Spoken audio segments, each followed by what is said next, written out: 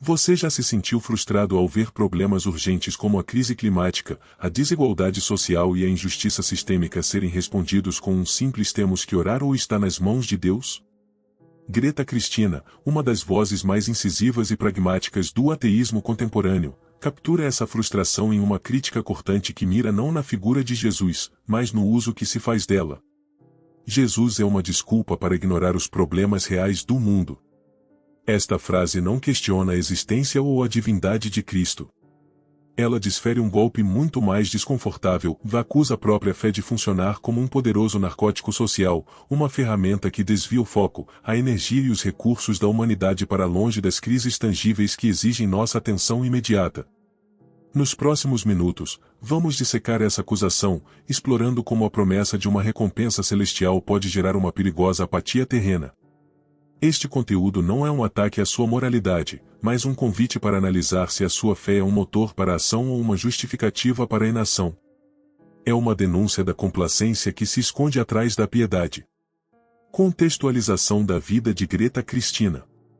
Greta Cristina é uma escritora, blogueira e palestrante americana, uma figura proeminente no movimento ateu e cético, especialmente conhecida por sua abordagem direta, apaixonada e focada na intersecção entre ateísmo, ética, sexualidade e justiça social.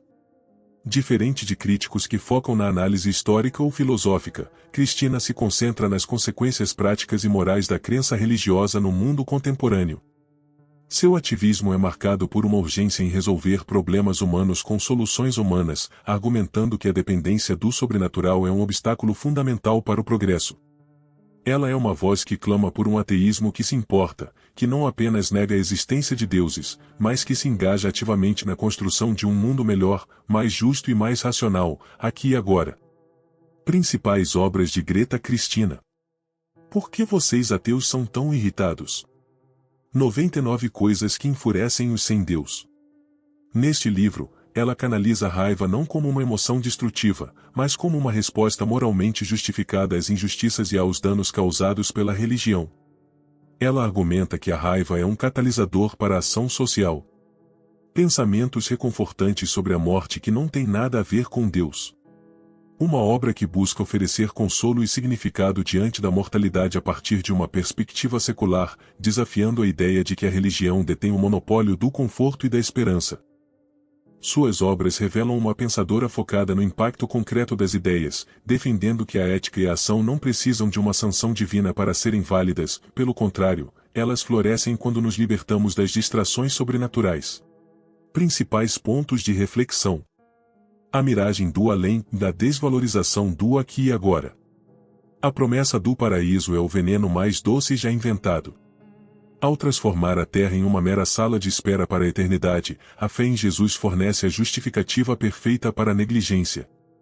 Vemos isso na prática quando políticos como o ex-secretário do Interior dos Estados Unidos, James Watt, um cristão devoto, justificou a exploração de recursos naturais dizendo que não precisava se preocupar com o futuro, pois a segunda vinda de Cristo era iminente. Essa não é uma crença inofensiva, é uma política de terra arrasada com sanção divina. A salvação celestial se torna a licença para transformar o mundo real em um inferno ecológico.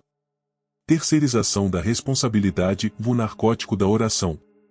A oração é a arma mais eficaz da inação. Diante de tiroteios em massa, a resposta padrão de políticos americanos é oferecer pensamentos e orações, uma cortina de fumaça piedosa para evitar o debate real sobre o controle de armas. Após um furacão devastar uma comunidade, líderes religiosos pedem correntes de oração em vez de exigir infraestrutura resiliente e ação climática. A crença em um Jesus que pode intervir magicamente cria a ilusão de que a responsabilidade foi transferida. A fé não move montanhas, ela convence as pessoas de que não é trabalho delas movê-las, garantindo que a montanha do problema permaneça exatamente onde está. O foco em pecados privados e a miopia moral da religião. A religião usa um microscópio para examinar o quarto das pessoas e um telescópio virado ao contrário para olhar as injustiças do mundo. Gastam-se fortunas e rios de tinta para condenar a homossexualidade ou o aborto, enquanto os verdadeiros pecados sistêmicos, como o fato de que as 3 pessoas mais ricas do mundo possuem mais riqueza do que os 160 milhões mais pobres, são ignorados ou até santificados pela teologia da prosperidade. Jesus, o homem que supostamente expulsou os vendilhões do templo, hoje é o garoto propaganda de um sistema que transformou o mundo inteiro em um mercado predatório. A moralidade religiosa não é uma bússola, é um desvio de atenção. A profecia do fim do mundo, o desejo de morte para o planeta. Para uma seita influente do cristianismo, o apocalipse não é uma ameaça, é um objetivo. Grupos evangélicos sionistas nos Estados Unidos apoiam ativamente conflitos no Oriente Médio, não por estratégia geopolítica, mas porque acreditam que isso cumpre a profecia bíblica e acelera a volta de Jesus. Essa é a teologia como um culto da morte.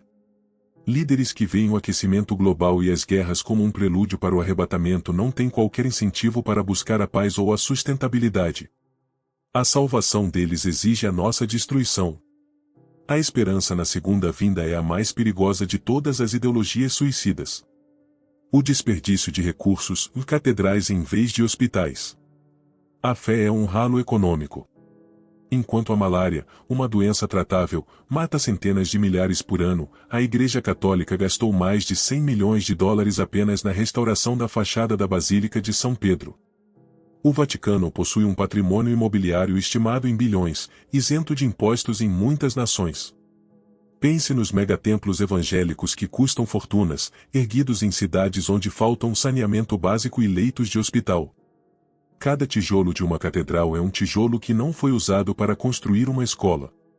A devoção a Jesus é, na prática, um desvio colossal de capital que poderia resolver os problemas que a própria fé alega lamentar. A moralidade divina e a âncora que prende o progresso. A palavra de Deus é a justificativa mais poderosa para a estagnação ética. Durante séculos, a Bíblia foi usada para defender a escravidão e o apartheid. Hoje, a figura de Jesus é invocada para negar direitos básicos a pessoas LGBTQ+, para bloquear pesquisas com células-tronco que poderiam curar doenças terríveis e para impedir a educação sexual que salva vidas. A fé não opera como uma fonte de moral atemporal, mas como uma âncora de ferro, prendendo a sociedade a preconceitos da Idade do Bronze e declarando essa prisão como sagrada.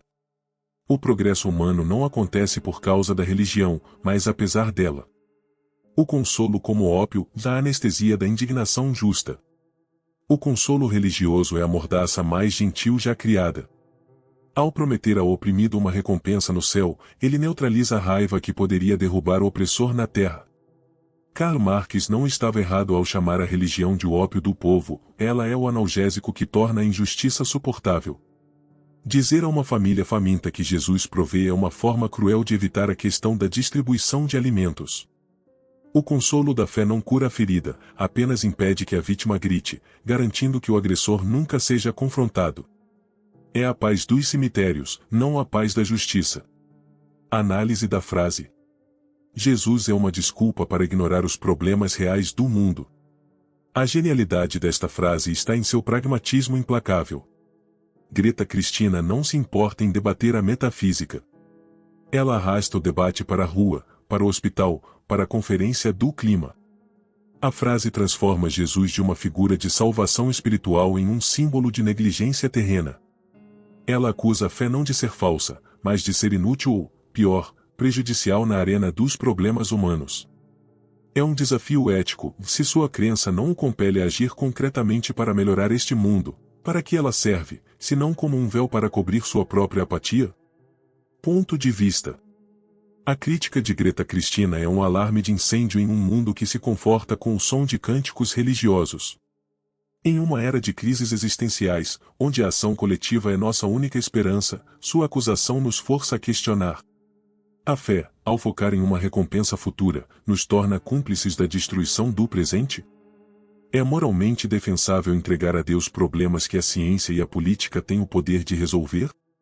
Quantos avanços sociais e científicos foram retardados ou bloqueados em nome de uma moralidade religiosa ultrapassada? A caridade religiosa, focada em aliviar sintomas, não serve muitas vezes para nos distrair da luta contra as causas sistêmicas da injustiça? Estamos dispostos a abandonar o consolo de uma esperança passiva em troca da dura responsabilidade da ação direta? Essas perguntas não são sobre a validade da fé, mas sobre suas consequências. São um chamado para que a moralidade seja medida não por palavras de devoção, mas por atos de transformação no mundo real. Se este conteúdo te despertou para a urgência do agora, compartilhe com quem precisa parar de olhar para os céus e começar a consertar a terra. Aqui no canal Ensinamentos Brilhantes, não questionamos apenas as promessas divinas. Questionamos sua utilidade para a vida humana. Até a próxima reflexão.